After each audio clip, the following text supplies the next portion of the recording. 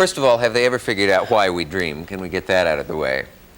No, nobody knows why we dream as a psychological process, but they think that it's a physiological process to resynthesize the brain protein. So, but we might really have a need to dream. To resynthesize the brain protein? Yeah, that dreaming is really a byproduct of a very basic physiological process.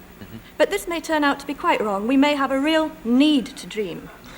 First of all, they have established that everyone dreams, haven't they? There are Right. people who deny it, but didn't those REM cycle studies, or the studies that involved the rapid eye movement cycle and all, pin down the fact that there's virtually no one who doesn't dream, or literally no one? Right, everybody dreams. Everybody dreams about 5 times a night. 5 big dreams, 5 vivid dreams, even if they don't remember them.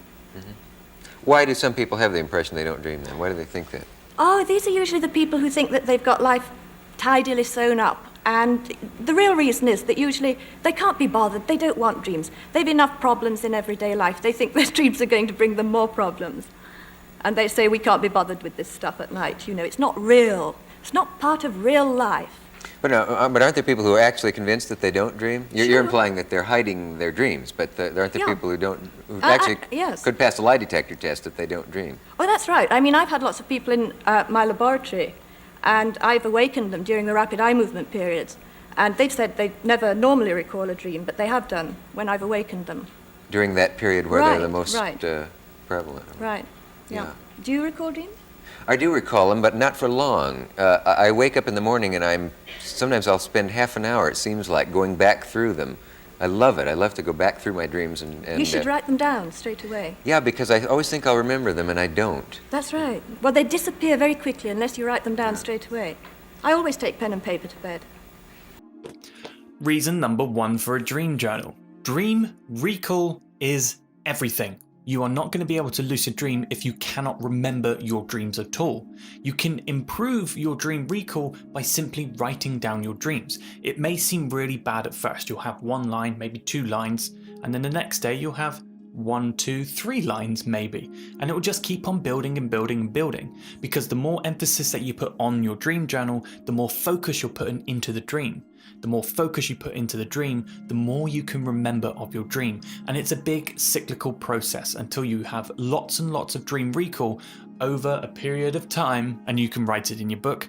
You have more dream recall in your book, more dream journal entries, longer dream journal entries, more enriched dreaming experience that you can analyze and you can read through and figure out your dream signs. Which leads me on to reason number 2, dream signs.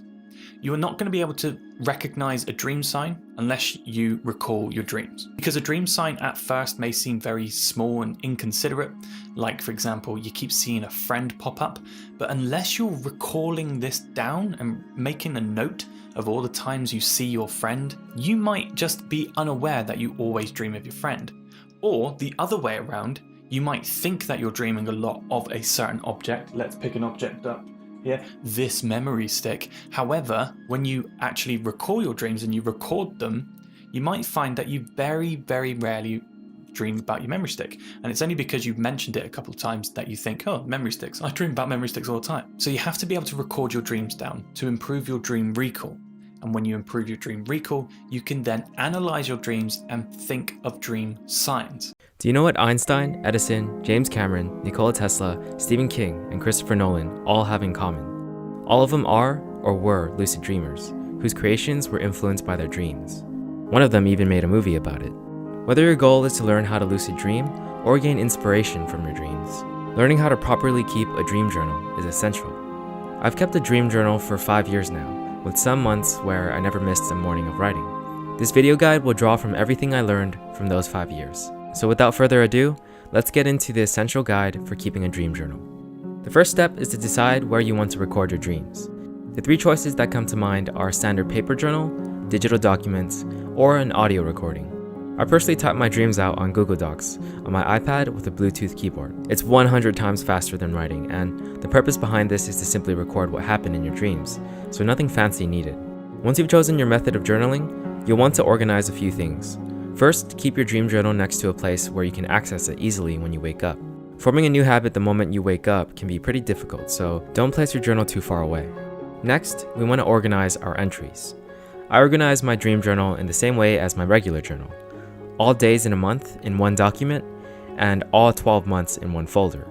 Although sometimes if I missed a good amount of entries, I'll just combine 2 months into one document. You can also leave a spot for titling your dreams after writing about them if you want. I usually have more than one dream a night, so I leave an empty line between the different dreams. The way I can tell it's a different dream is because there's a clear split in the dream. It's hard to explain, but basically when I teleport from place to place, I can feel that it's the same dream. But when the scenario is completely different from before, and there was no transition at all, I consider it a different dream. That's pretty much it for organization. Next, I'll talk about 3 tips that'll help you when you're just starting out. Tip number 1 is to write about your dreams as soon as you wake up. It's the best time if you want the clearest and most detailed recall of your dream. If this is impossible for you or very difficult, here's tip number 2. Use triggers. In high school, I had a friend who was interested in lucid dreaming, so we would share our dreams while walking to class or lunch pretty often. This was before I kept a dream journal, so I had to remember my dreams long after I woke up. I used a technique I call trigger memory. Essentially, what you do is think of a lot of different objects, people, or activities that could have potentially been in your dream. I think people were the most useful triggers for me. Don't be discouraged if you can't remember your dreams. I used to feel like they were very hazy and difficult to remember back then. But after years of just remembering and doing it often, it gets pretty easy. Just try to think of it as a muscle that you have to train. My final tip is to use memory pegs. They're used for later on when you start to have more than one dream, or perhaps there was just a lot that happened in your dream. Usually if I had 5 different dream scenarios in one night, it's a bit much to keep track of them while I'm writing about one of them in detail, so one of the other 5 might get lost in the rush. So what I do is place 5 different scenarios on memory pegs, which are essentially 5 distinguishable places you can store images in. I can probably make a whole video about this, but let me just give you an example of how I use it. Pegs that I use are my fingers, hands, nose, forehead, head, stomach, feet, knees, and back. Basically my body parts. So if I had a dream about me running away from zombies, me flying around a city like Superman, and me fighting against medieval knights, then I can peg them by visualizing a zombie on my foot, a cape on my back, and armor on my chest. You can do this until each peg is filled with something that is easy to remember visually. Once you get used to it, you can peg things in a few seconds, and afterwards, you don't have to worry about a single scenario being forgotten. And that's everything you need to effectively start your dream journal.